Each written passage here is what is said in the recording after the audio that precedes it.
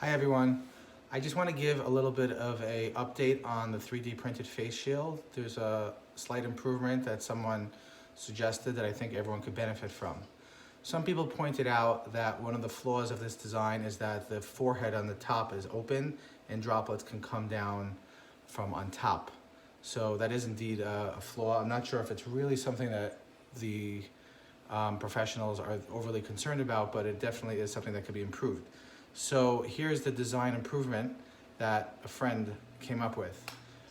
Basically what we're going to do is we're not going to adjust the print at all, but we're going to put an additional sheet on top. Instead of just one hanging down, we're going to put a second one on top, and he cut it so that there's a curve over here on the edges and there's a slit.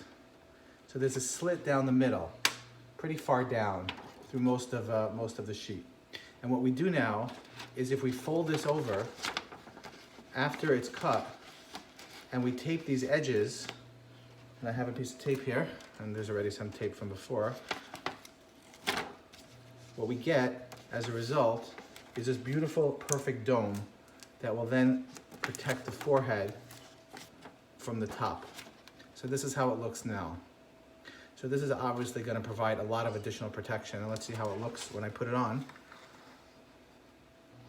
So from the side, you can see now that there's an additional protection. It's obviously not as stiff, but it's great. It covers it up and it gives that additional protection from on top. So this is a really great addition. It doesn't change the print at all. So we just have to add a second sheet, cut a slit down the bottom, a couple of curves on the corner, and then you have forehead protection. So I hope this is helpful to everyone. I wanted to get it out there to address the shortcoming, and good luck to everyone.